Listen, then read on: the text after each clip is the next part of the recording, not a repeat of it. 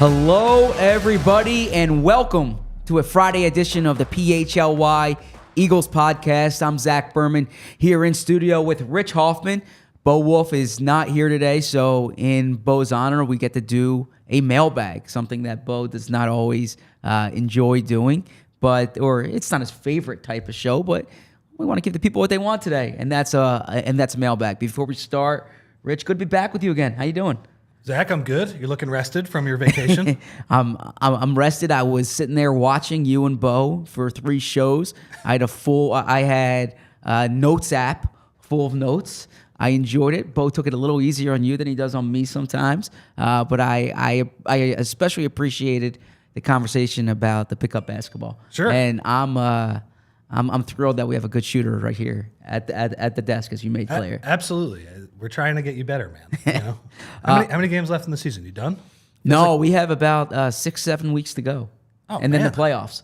So this is a long season. Long season, yeah. I'm missing Monday's game for the Combine. That's next week. We'll have more on that. I'm missing one for the owners' meetings, but I'll be there for the postseason. That's what matters. You got to load manage. This is like too many games, man. Yeah, you build it up, you get the team chemistry, and then you got to peak at the right time. Probably similar to the Sixers, right? Sure. Now, before we get going on the mailbag, some news this morning.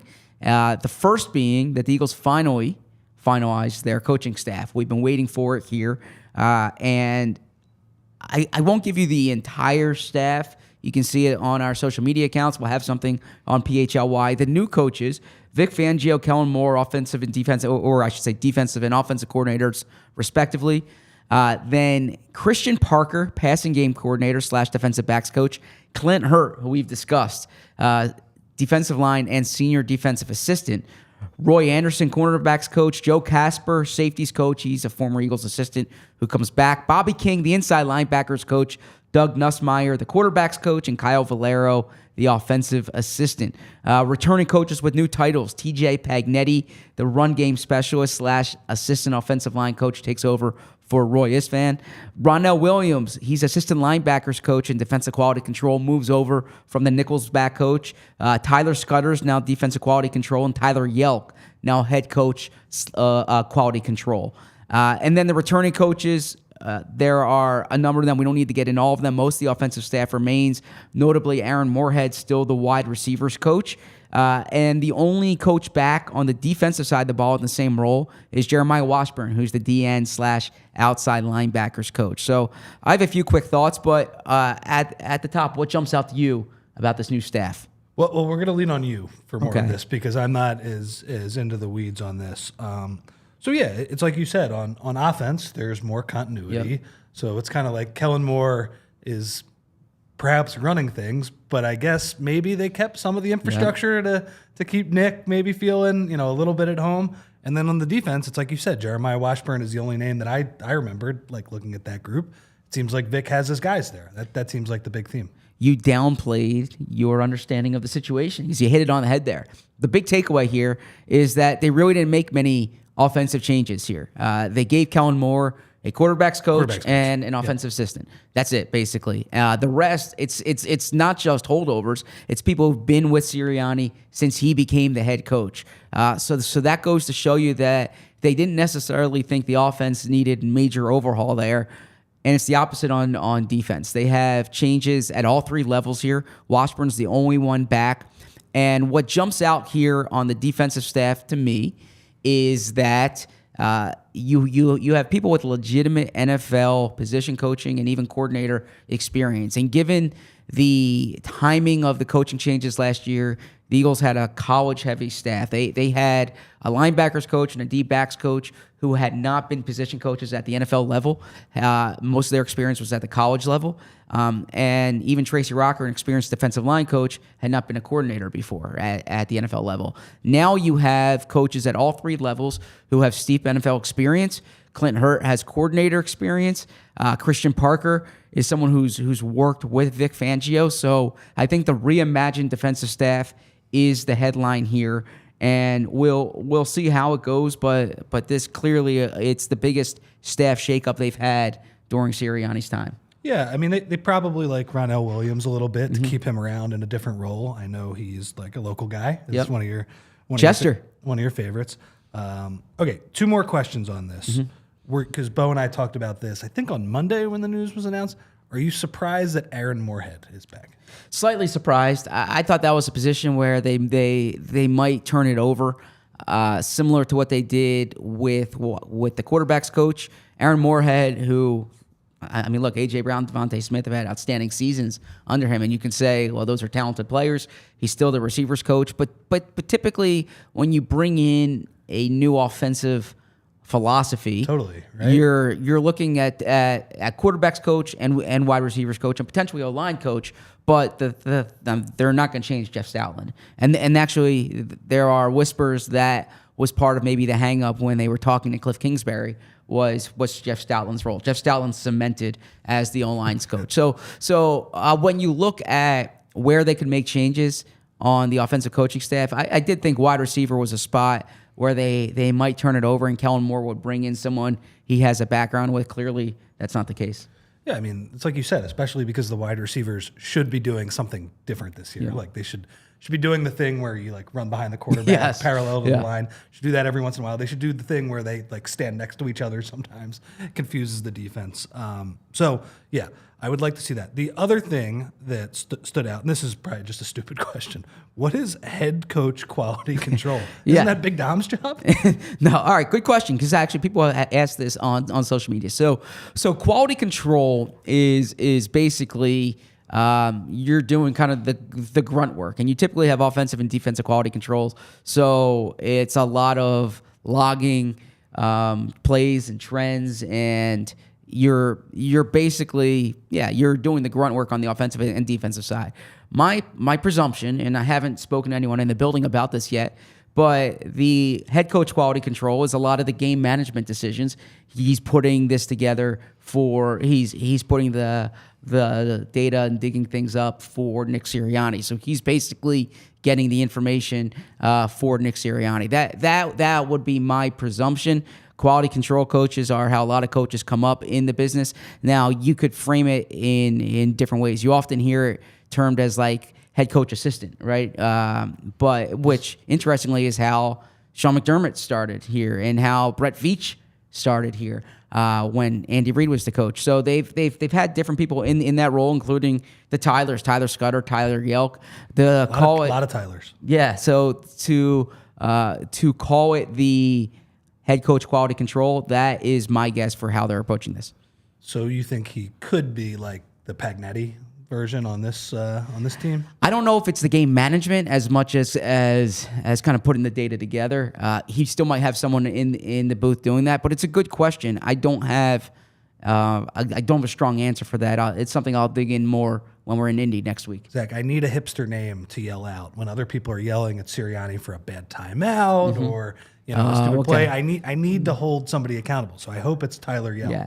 Well, in Sirianni's first year, that was Jim Bob Cooter, and I imagine Jim Bob Cooter is probably a more fun name to call out than Tyler Yelk. But I will get to the bottom of that for you. Also, one other piece of information that came out last night, and for those who watched Flu World Order last week and are keeping stats, this is a big development for Bo Wolf. And perhaps it's a big development for the Eagles, too. Albert O is back. Albert, I hope I'm pronouncing this correctly. You deserve to have your name pronounced. Albert Okwuegbunam. If I butchered that, I am sorry. I've been working on it. Actually, Andrew, our producer today, might have heard me listening to the Google pronunciation to try to get it down. I heard you. I was across the room. Okay, yeah. I played it, but I played it at about 11:30. We're at 12:10 right now, and Okwuegbunam.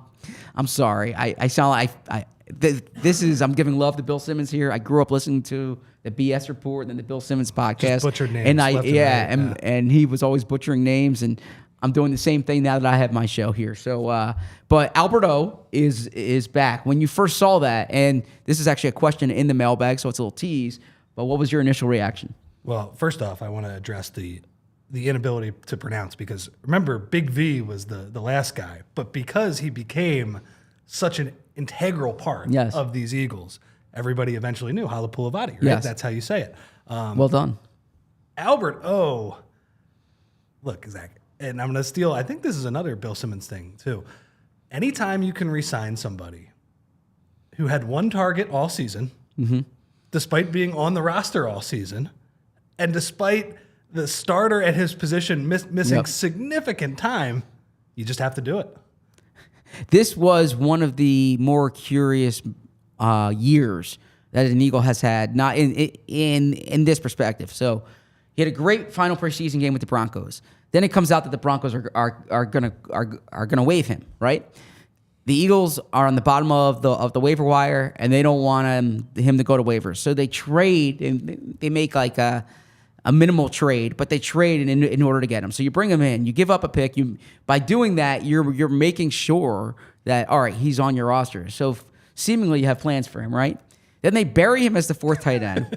They keep him there. He was, by the way, 11:30. He's on that inactive list. Yes, a lot. Yeah, and then like you mentioned, Goddard goes down, and you have people like me saying, "Watch out for Albert O, pass catching tight end."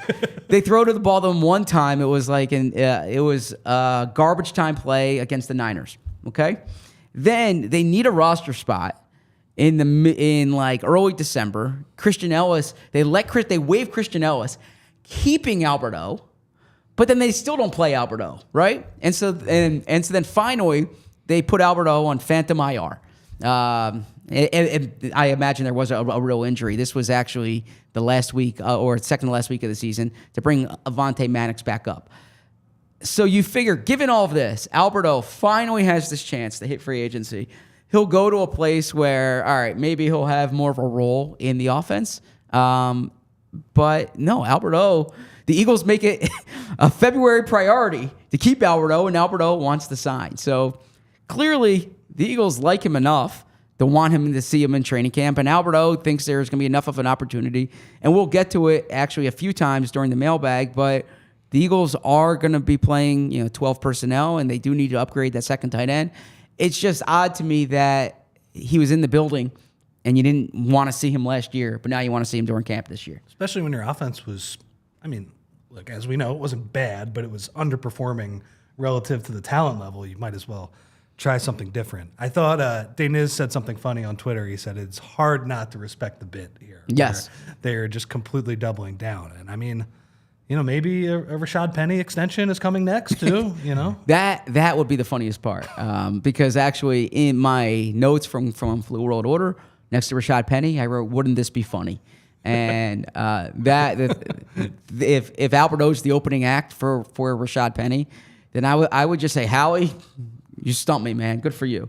Good for you. And before we transition to the mailbag, 2 quick housekeeping items here. Make sure you are reading Rich Hoffman's daily newsletter. It's the best newsletter in Philly sports. I read it every day, not just because I work here. I learn a lot, and make sure you're doing that. Also, make sure you're checking out allphly.com for our coverage of all 4 Philly teams, but we have a mock draft up now. That's exclusive for diehards. We'll have content next week from the Combine for our Eagles coverage. So make sure you're checking that out. And in that vein, we talked about the mock draft. We talked about tight end.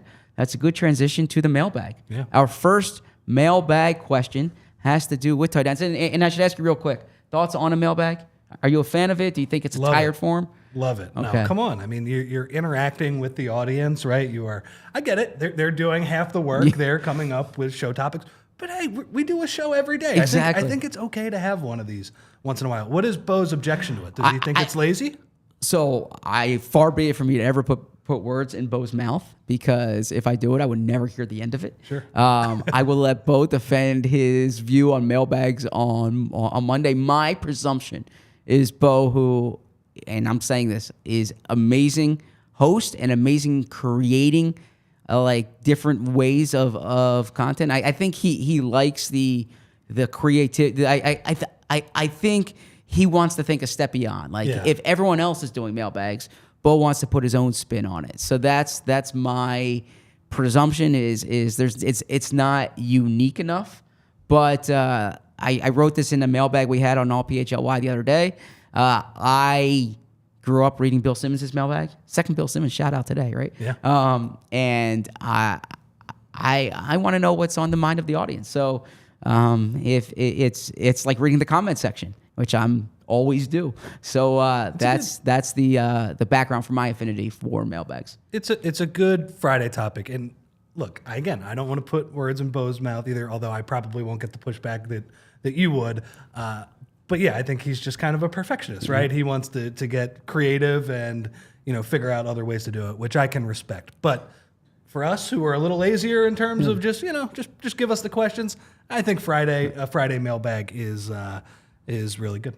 Well, before we get into the mailbag, we're about to jump into it, but I don't want to interrupt this flow of good questions that's coming. So before we do that, let me tell you about Miller Lite, because this is the time of year when it's still wintertime. We're all getting together, and you need an excuse to get together with friends and crack open a cold one. That's what Miller Lite provides for you. They make these moments even better with great tasting light beer for people who love beer. A New Year is a perfect time for friends, family, and great tasting light beer. It tastes like Miller Lite. You can love the experience when you take that sip and you look around your friends and you say, yeah, this was the right call. You can have conversation easily. We always say, this is a good topic to have over a beer. Well, if you're going to do that, have it over a Miller Lite. And you want something that's a great time and reliable. Miller Lite, that taste is reliable. It's dependable taste. It's the perfect light beer. It has that clean finish, so you're drinking it's refreshing and easy to drink. And it's only about 96 calories and 3.2 carbs per 12 ounces, so you feel comfortable doing it. What do you look for in a great beer? Everything that Miller Lite has. It has those simple ingredients. It's a taste you can depend on. It's brewed for taste. It hits different than the other light beers. It has simple ingredients like malted barley for rich, balanced toffee note flavors and the iconic golden color. And like I said, it's 96 calories and just 3.2 grams of carbs per 12 ounces. It's the original light beer since 1975 and still the best one. Miller Lite, great taste, 96 calories. Go to MillerLite.com/PHLY Birds to find delivery options near you, or you can pick up some Miller Lite pretty much anywhere they sell beer. Tastes like Miller time. Celebrate responsibly. Miller Brewery Company,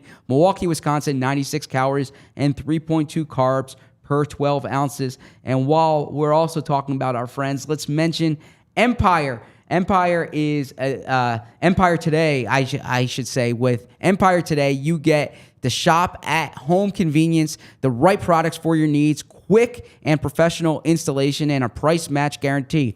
Empire Today is the best place to get new flooring. So, of course, they have copycats. But why go to the copycats when you can get the original? You can't beat Empire Today on quality, on service, on speed, and they advertise low-quality products that the other places.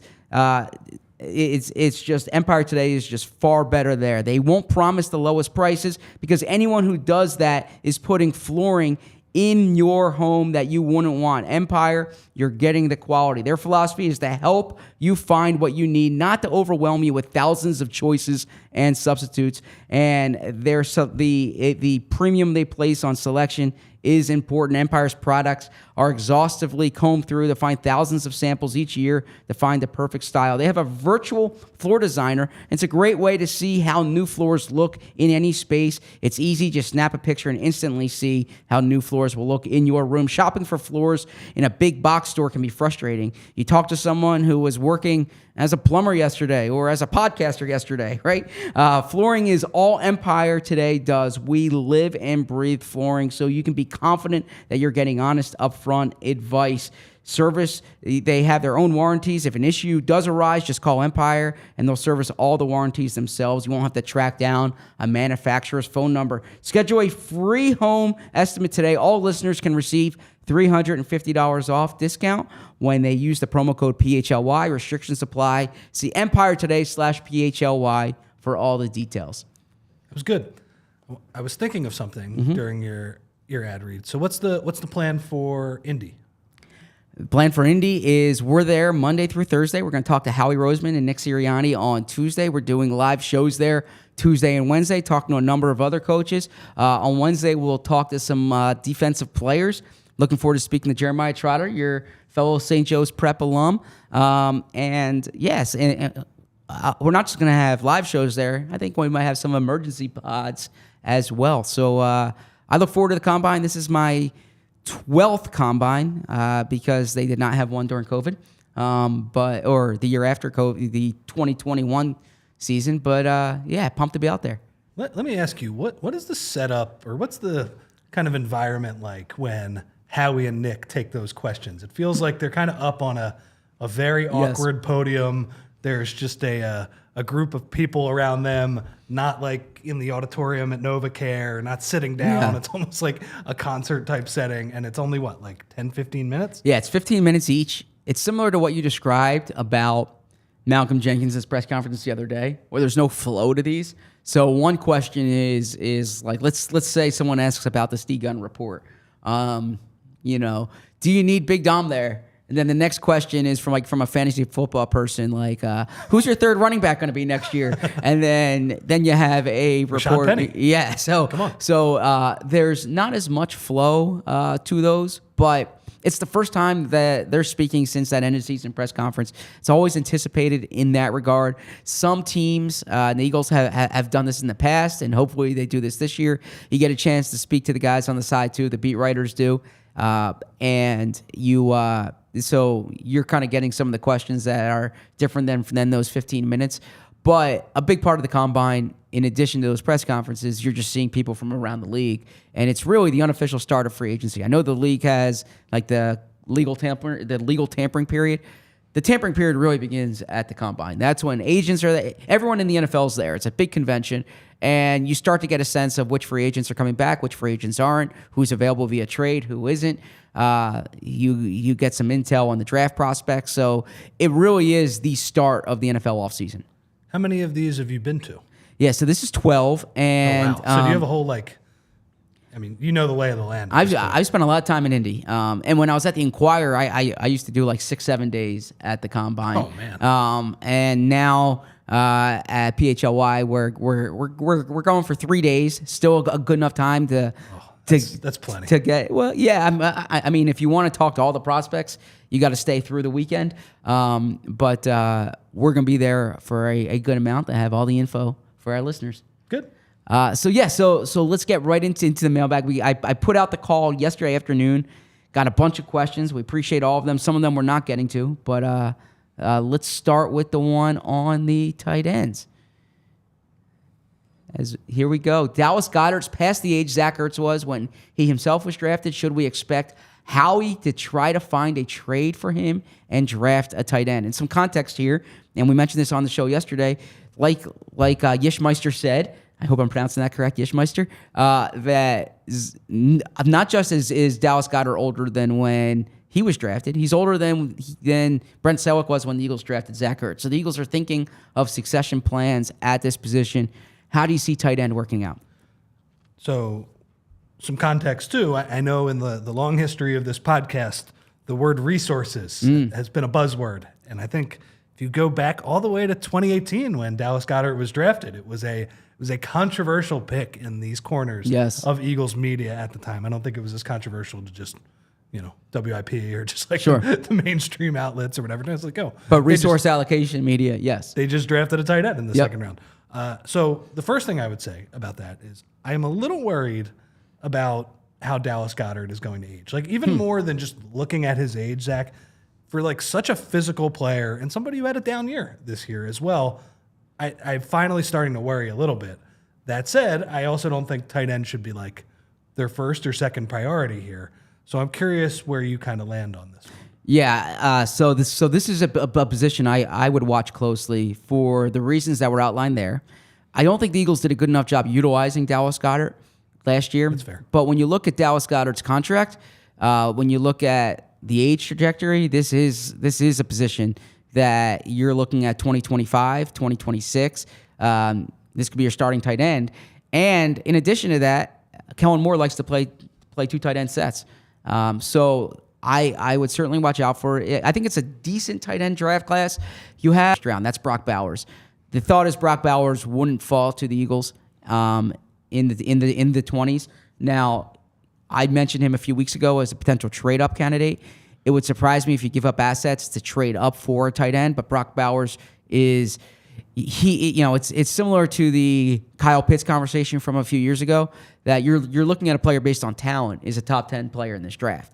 But you probably don't want to allocate those types of resources to a tight end, and you wonder if the Falcons would have done it differently.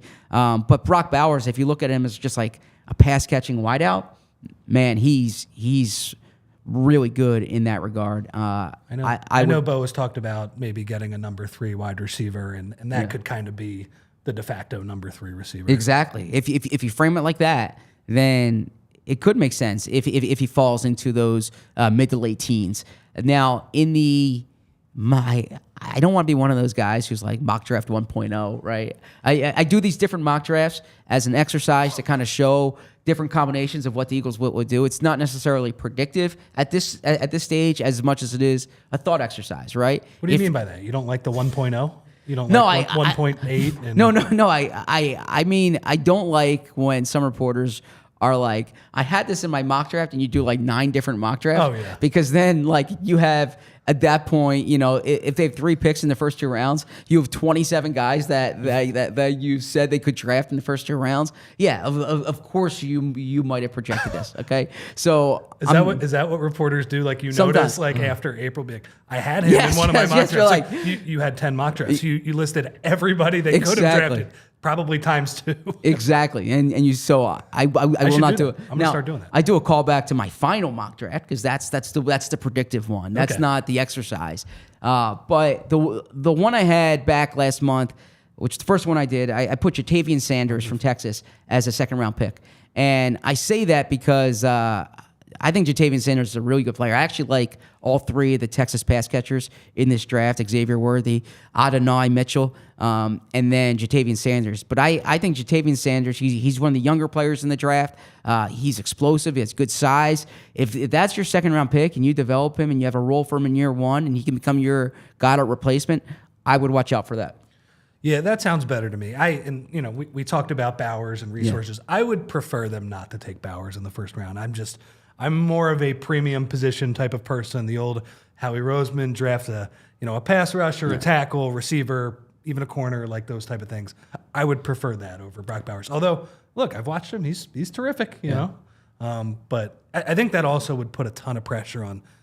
If you draft him, that guy better be like really good. Yeah, exactly. So, say the thing too about as you mentioned, like the financial difference between like a premium tight end does not get paid as much money as a premium corner or a premium pass rusher. Like if you land on one of those players, like you were saying before the show, if you land on Jalen Carter, it's more of a team building advantage, right? Exactly, and this is I'm glad you brought that up. This is a point that the NFL Network's Daniel Jeremiah made recently, and it's something I've been speaking about. If you've been reading my coverage and watching the PHLY show and Birds with Friends for a few years now, that Howie Roseman, one of the things that they look at is the delta between what a top of the league player is at that position. So you can see that by looking at the franchise player values and what the rookie contract is.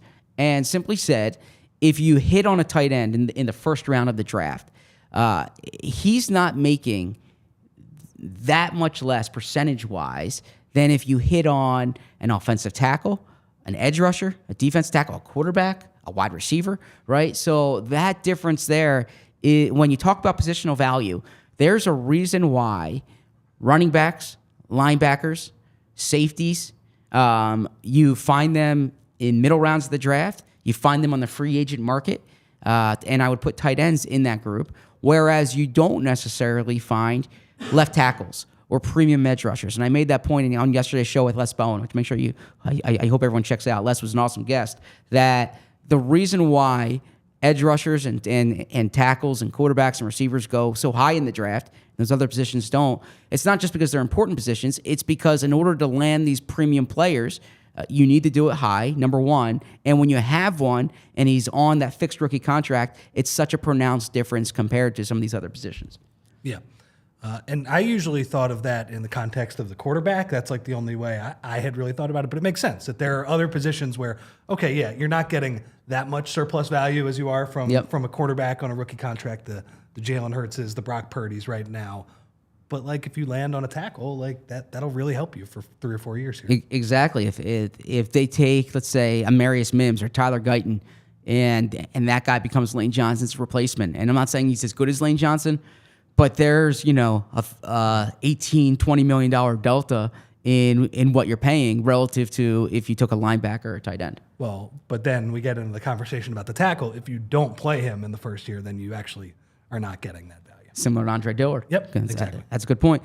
Next one up here is, and this is a fun one, and this is actually going to be a topic for an article later this offseason, but which second or third year player on the Eagles do you expect to make the biggest jump this coming season? I'll let you go first. I mean, I think it's probably Jalen Carter. And really for me, it's not really the jump in terms of like his best plays. Like I was blown away by his like 7 or 8 best plays this year. Just completely, game-wrecking ability, bursting through the line, throwing guys, spin moves. He really felt like kind of a more advanced pass rusher than a lot of people thought earlier in the year. My thing is he's just got to do that in December. Yep. Late November, December. It felt like he very much hit the rookie wall. And I expect, in year 2, year 3, that he will continue to progress and maybe, spread out that dominance. Yeah, well said. The one that jumps out the most is Jalen Carter for the one that you mentioned. The situational one is Tyler Steen. Is that if Jason Kelce retires and Cam Jurgens slides over to center, and Tyler Steen, it's not a given that he would be your starting right guard, but if he is your starting right guard in that case, then that's a player who would obviously take a jump simply from playing time alone. The one that they need the most is Nakobe Dean. And you heard Howie Roseman mention that they're still counting on Nakobe Dean. You've heard the show the past 2 days with Les yesterday and Josh Tolentino the day before when we were breaking down the Nakobe Dean part of it and how they can't necessarily rely on him. And then kind of the hipster one, I don't know if I'm using that correctly, but kind of the one that when you're having a Miller Lite with your friends and this question comes up and you want to really know, I would say Keely Ringo because and you did a good job discussing this on Monday's show. Keely Ringo, from the time he was in training camp to the time he was actually getting starting reps, there was an enormous jump. And I wrote a piece when I talked to different starters. This was the middle of the year. Which practice squad or down the roster player is making you better? And A.J. Brown said Keely Ringo has a chance to be like a top cornerback in the league. And people were reading that, and they always were going off the preseason, and they're like, what are you talking about here? And then he had that first game or the first extended action where he has the penalty on the first drive, and it's like, all right, what's A.J. talking about here? I think we saw the tools that Keely Ringo has, and the thing I can't emphasize enough is Keely Ringo was the youngest player on the team last year. He's going to be 21 this year. If Keely Ringo was in this draft, we're talking about Lassiter from Georgia as a second-round pick, maybe late first.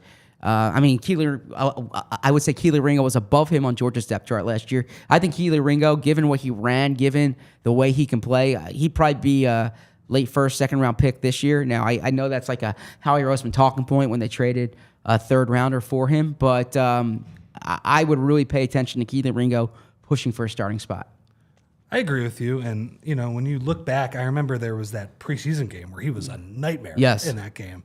But then you fast forward to when they needed him to make a few spot starts, right? He was good. I believe it was the Seattle Monday night game where he had some really good reps. They weren't really throwing towards him. Now, in fairness, it was Drew Lock who, obviously killed the Eagles at the end of that game. But yeah, it's funny because I did in my newsletter today, I kind of just rounded up a bunch of mock drafts and just saw outside of you, just where are people projecting the Eagles are going to go right now? Just, it's stupid, but it's also fun. There were a ton of cornerbacks that got listed. They were different players too. It was Kool-Aid McKinstry. Quinion, great name. Unbelievable. There were some great names in this draft. Quinion Mitchell. Yep. There were a couple other guys who I am forgetting. The kid from Missouri, too. I am blanking on his name. It's Ellis Rankstraw. Another great name, really. Chop Robinson is not a... edge rusher, but yeah. That's another great name. I thought Keely Ringo certainly got a lot better at the end of the year. So he would be somebody who, as many needs as this team has, and look, they just need to draft a good player in the first round. But, like resource-wise, I think there are probably other positions that I would target before cornerback because it's like, all right, run it back with Slay. Hopefully Ringo gets the job. As Bo has kind of said, maybe you bring in a Steven Nelson type, some veteran who applies very weak pressure towards, that job and competing for it. But, he certainly has the tools to be pretty good. So. Also, something Jeremiah said yesterday, Daniel Jeremiah has about 14 to 15 corners ranked with top three, with grades in the first 3 rounds. So I think there's depth in this year's class. The next question here. By the way, speaking of Nakobe Dean, it seems like with how Howie has talked about him, he's already made that jump. It seems like, seriously. Seems like he's already. They're only seeing in practice. Yeah, exactly. They're only seeing in practice. This is an interesting one from Yoshke. Is it Zoidberg, a longtime listener? It's February 22nd, 2025. Water gun to your back. Kellen Moore is A, head coach of another team. B, offensive coordinator of the Eagles. C, out of the job. D, head coach of the Eagles. So let's rank these in order. Yep. Most likely, obviously, we're playing percentages here. So what would be your number one? Number one offensive coordinator of the Eagles. Interesting. They don't have a year when everything turned. They have a good year. Sirianni's back. It's not good enough that he's number one on the coaching list, but that he might be the hot candidate going into the following year. So I had that third because Interesting. I am viewing this as just boom or bust. Okay. And so to me, the idea that, and look, there is a certain percentage where you're right. Like they have a decent year. Maybe they make the divisional round. Jalen plays better. He handles the blitz better. But Kellen Moore just doesn't get a head coaching job for whatever reason. But for me, I think it's just going to be boom or bust, where the number one choice for me is out of a job, and that is because Nick Sirianni gets fired, and Ben Johnson is the coach next year, and there isn't quite the same need for Kellen Moore. Now, hey, maybe Bill Belichick would get brought in, and he likes Kellen Moore, although he'd probably just bring back Matt Patricia to run the offense next year. That's true. A lot of familiarity. It already worked, right? Yeah. But that was my first. So my second one is head coach of another team. Okay. So where it's kind of just a boom or bust thing, where if Jalen has a great season, Kellen Moore becomes kind of a hot head coaching name, and usually 7 or 8 coaching availabilities. There was 8 this year. You're right. I know there were a couple of defensive names that got jobs this year, but ultimately I think offense is kind of a tiebreaker, and teams look towards the young play caller because it's harder to replace that offensive coordinator leaving every year. So those are my top 2. I hear your point there. I think status quo. I'm sticking with number one. I think the least likely is head coach of the Eagles. Totally. I think that if Sirianni's fired, the Eagles are doing a search from ground zero. It's not just promoting Kellen Moore. That would be my guess. That was a good one. I'm sorry for butchering the name. I know the handle very well, not the pronunciation. The head coach one, the only way I could see that happening is they have just a terrible start to the season, and Nick gets fired, and Kellen is the interim coach, and then they have a great year, and he has to be the head coach because he's done such a great job. But I also think that's the least likely. Yeah, and then there's sometimes an argument, don't put the offensive coordinator there because he has enough responsibility as it is. You look at Jamal Singleton, who's an assistant head coach, or Kevin Patullo, who's the associate head coach. I would put Clint Hurt there and just have him the first guy off. Yeah, right. I mean, I would send him out for the opening coin toss. That would be my play. I think they should do that. Yeah.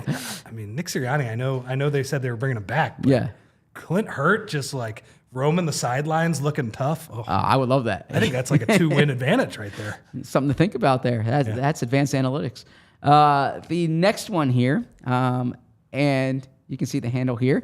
Wanted to counter a point you made today regarding trading Hassan Reddick. You said edge rushers options might be thin, so teams could be more willing to trade for Reddick. Wouldn't the same point make the Eagles prefer to keep him, given limited options to replace him? I'll jump on this question first because this is something that I made. I hear your point. My counter to that is there's different market dynamics at play. There's only so many guys you can pay $25 million contracts to, right? So the Eagles are already paying Jalen Hurts, and they're already paying A.J. Brown. They're going to have to pay Devontae Smith. They're already paying Lane Johnson. They have so many, they have Darius Slay on a big deal. They have Jordan Mailata on a decent deal. But point being, I think that if they were going to give Hassan Reddick a $23 to $25 million contract, it probably would be done without this go seek a trade. So I think if someone's willing to give that price and trade for Reddick, then it might be a number that the Eagles just simply can't hit given the way that they're allocating resources. And you say, all right, would you rather pay Hassan Reddick 23, 24, 25 million, or let's say get a second and fifth round pick back and also say sign an edge rusher for 10 to 12 million, draft somebody, you're developing Nolan Smith, you have Josh Sweat. I think that might be the option just when you look at the market dynamics. So I know it depends on compensation and kind of where they can sign each player to what number. But where are you right now, just all things being equal, on the great Reddick Sweat debate of 2024? Well, I think Reddick's the better player. Sweat's younger, Sweat's bigger. But look, anyone who watches this knows I think Sweat's a really good player.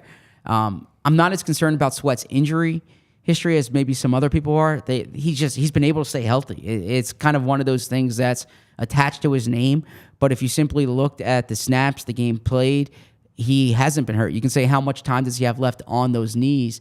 I haven't seen evidence that he's slowing down. Now, he did slow down this year, not health-wise. I just think he took on a big enough workload. But the reality is, when you look at the run that Hassan Reddick's had 4 years now with double-digit sacks each year, he's been one of the elite pass rushers in the league the past 2 years. Hassan Reddick's simply a better edge rusher. And I know Josh Sweat goes against better tackles. That needs to be pointed out, depending, you look at the side that he's rushing on. But I simply think that Reddick's the better player. But when you look at age, when you look at contract, when you look at potential compensation, those are all things you need to consider. And you think the Josh Allens and Brian Burns of the world are probably going to stay in their places? Yeah, I think they'll be tagged. The one that I would watch is Bryce Huff from the Jets if he does not get tagged. But if he's the top guy on the market, I don't know if the Eagles pay up for him. Makes sense. Yeah.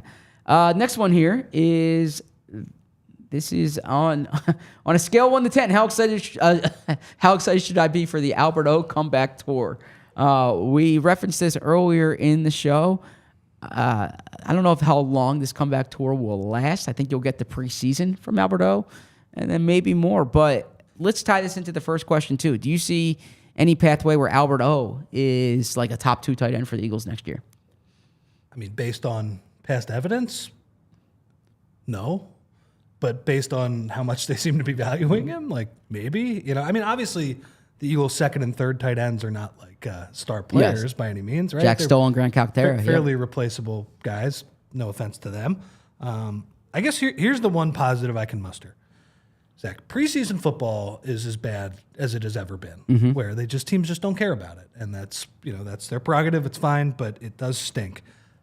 The Eagles, at least in game 3, have quite a combination. Tanner McKee throwing to Albert O. That will get people to watch. Totally. And I mean, Albert O looked like Gronk in the third preseason game for the Broncos last year. That was the big talking point. Man, look at this game this guy's having. They're throwing the ball to him every time he's getting open, but it was the third preseason game. So, look, August 24th or whatever, get your tickets ready. Hopefully that game is at the link. I think Albert O could put on a show with young Tanner McKee. And it's respecting the bit. Before we move on to the next question, let me tell you about a subscription that I signed up for something this past weekend. My son wanted it. I wasn't ready to pay the full price. I was like, all right, I'll get it for you for 2 weeks. And I put it the trial period, and I had to put a reminder to cancel the subscription. But I don't have to do that because I have Rocket Money. And Rocket Money, for subscriptions you forgot about, or you might pay twice, or you didn't realize it, Rocket Money cancels the subscription for you. It's otherwise time-consuming. Did you know that Rocket Money alerts you on an increase in subscription price, and it can negotiate for you? Did you know, frankly, that 75% of people who have subscriptions have forgotten about it? And before I started using Rocket Money, I I didn't realize how many subscriptions I had. Then you catalog it and you see, and thanks to Rocket Money, you're no longer wasting money for the ones that you forget about. Rocket Money is a personal finance app that finds and cancels your unwanted subscriptions, monitors your spending, and helps lower bills so you can grow your savings. With Rocket Money, I have full control over my subscriptions and a clear view of my expenses. Rocket Money has over 5 million users and has saved a total of $500 million in canceled subscriptions, saving members up to $740 a year when using all of their app's features. Stop wasting money on things you don't use. Cancel your unwanted subscriptions by going to rocketmoney.com/PHLY. That's rocketmoney.com/PHLY. rocketmoney.com/PHLY. And I mentioned the PHLY Die Hard earlier. I also want to tell you about PHLY events because tonight PHLY is taking over the Wells Fargo Center. The Cavs are, I don't want to say a sneaky good team. We expect them to be good, but they've been hot recently. So you can go and you can meet our great Sixers team that is there. And when I say our great Sixers team, I'm referring to Kyle and Derek and Devon, okay? Because they are I would say the top group in the city. Only 10 tickets left. Get them while you can. Head to allphly.com under the event calendar to grab your tickets. And I'm going to keep stumping for Die Hard here because with the PHLY Die Hard, there's podcasts and live shows in every team every day, post-game shows, premium written content for members at allphly.com, 20% off. There's great merchandise for all teams. You get a free shirt when you become a member. There's a members-only Discord. I'm checking it. We call it the PHLY Lounge. People are always asking me what's the best way to support our show, and the answer is to become a PHLY diehard. But the best part is there's a lot in it for you. But when you become a diehard, you get to choose your free shirt or hat from the PHLY locker, and you get it every year on renewal. You also instantly get access to that Discord lounge to chat with other Philly sports fans. And it's away from all the BS on Twitter. After that, you unlock 20% off all merch and events for the entirety of your time as a member. And those are just some of the perks of being a PHLY diehard. Head over to allphly.com and join the best sports fans in the city. You mentioned the BS. Yep. I do want Andrew. Can you? The one question I want to get to before we get to the BS. Yep. Kind of a silly question before that because I prepared this one. Can you pull up the Dawkins question in the mailbag? Oh, I like this. Because I thought that was something I've thought about a lot watching Eagles games. Not just Brian Dawkins. It's kind of the other element of the question. This is a fun one here, the Dawkins one. Thanks. I appreciate that, Andrew. You have two options. You can either get hit by Dawkins in the open field or be under the tush-push pile, and that's from Joe_Connors81. And I'm curious what the sickos have to say in the comments about this one because I thought about this for a few minutes. And Joe, great question. And to me, I think ultimately it ends up being no question. Brian Dawkins, you're allowed to destroy me in the open field. Go ahead. Because I look at the bottom of that tush-push pile and Jason Kelce getting up and really any sort of pile, like a fumble, loose ball, somebody at the bottom of those. And I get secondhand claustrophobia, Zach. That seems absolutely miserable. And also all the stories you read about, I guess this wouldn't happen in the tush-push pile as much because Jalen has the ball and he's kind of in the middle of it, but just guys fighting for the ball and getting punched and trying to come out first with that football. That seems like one of the most miserable experiences in the world. That's not to say that getting smoked in the open field by Brian Dawkins would be a good thing, but at least it would happen quickly. Like the idea of being under all of those offensive linemen for 10, 15 seconds, I'm not doing that. So I'm actually pushing back on this one. So you're taller than me, which isn't saying much, but if you take a penny and from where you are, you drop it on my head, my ding, it won't hurt that much. But if you stand on the top floor of our building here and I'm below us and you drop the penny, that's going to hurt quite a bit. So Brian Dawkins has that running start in the open field. He's pummeling me to the ground. I would prefer to have a bunch of people jump on me from a short distance than Brian Dawkins with acceleration coming at me and knocking me to the ground. Well, I also guess it depends on what type of hit it is. If he has like a 15-yard running start, that's how I was interpreting it. If you're the running back, getting the screen and he has a free shot at you, then yeah. I'm hoping that Doc has to work his way through a linebacker maybe or a guard or something like that. But I understand it, and I do think I did like the comment. I feel like I owe it to Dawkins to let him blast me after all these years or whatever. So yeah, neither of those would be good. But I don't know, man. The bottom of those piles, just considering that pretty much everybody lying on top of you is 300 pounds as well. I don't know. I watch football games, and that really freaks me out. Honestly, it's maybe I'm a little bit strange, but. Just seems tough. Also, I would do what Devontae does and just get as far away from that tush push as I could. Oh, totally. But you don't have the option here. That's true. That's a good one. I'm sorry, Andrew. We're gonna go out of order here. I appreciate Rich bringing that up because we're already at 12:51. We're not gonna get all the questions, but there's one I really wanted to hit on. This was a late submission, the AJ Brown question, which was the last question, and I bring this up because this is in the Philly. I don't want to put too much attention to what's said on social media, but this is a topic of conversation. Have the recent comments from A.J. Brown around the media and comments being misconstrued make you feel any kind of way about being on the beat in Philly or feel there's any kind of substance to his claims? And so this is just kind of an entry point to talking about A.J. Brown. Look, I want to be honest with our audience here. We do a show every day, right? We love it. It's fun, but we need stuff to talk about every day. That's just the reality of this format. It might be different than in a previous role where you're writing just a few times a week, and you can say, all right, I don't need something to write about every day. So, but there's also a responsibility among those talking to are you reacting to news? Are you analyzing news? Or are you creating news? And I just bring that up because there are real issues with the Eagles that are worthy of discussion. There are rumors and innuendo sometimes that are worthy of discussion. And then there's sometimes topics that you say, this is a big name. This is gonna get people to talk about. And I don't want to be dismissive of fans like we talked about with Miller Lite. You're sitting around the bar. What are you guys talking about? You're probably talking, if A.J. Brown says something on social media, you might be talking about it. So, look, that's part of the joy of being a fan. But in my opinion, the Eagles don't have an A.J. Brown problem. No, and I think you laid it out in your tweet, right? Like you remember the year 2020, right? Yep. When they're throwing to Travis Fulgham 13 times per game.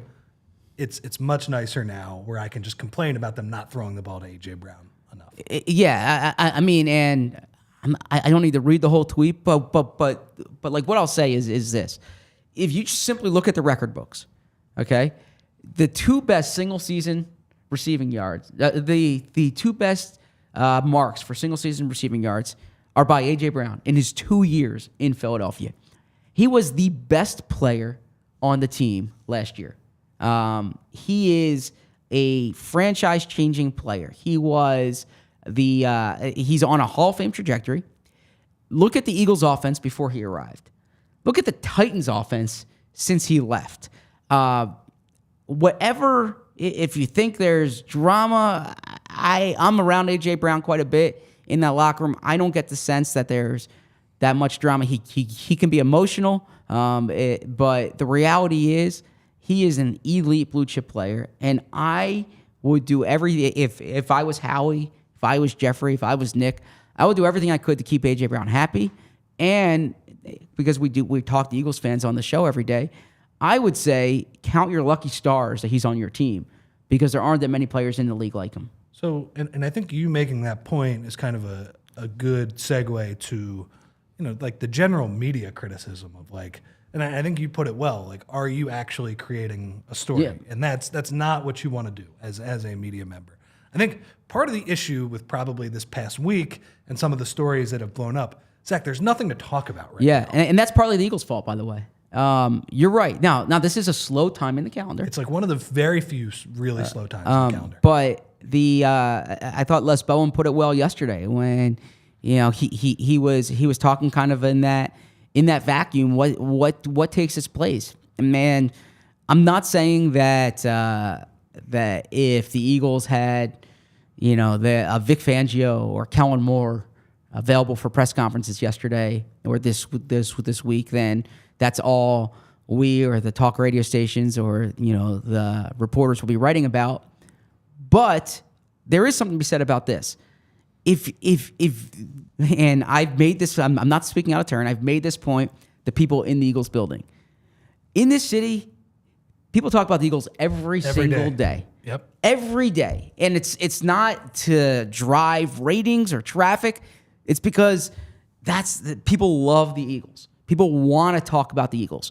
And if you're not providing that content, then that content's going to be provided for you. And I've said this last year when the Eagles were when AJ Brown wasn't talking. Like, if you are not creating your own narrative or writing your own narrative, then that narrative is going to be written for you. And in the absence of your voice, emotions are going to be assigned. So I'm not necessarily sure that's the case here, but to your point, and it's a good one, this is from the Super Bowl to the Combine, it's the quietest portion before you get to like May and June. Yeah.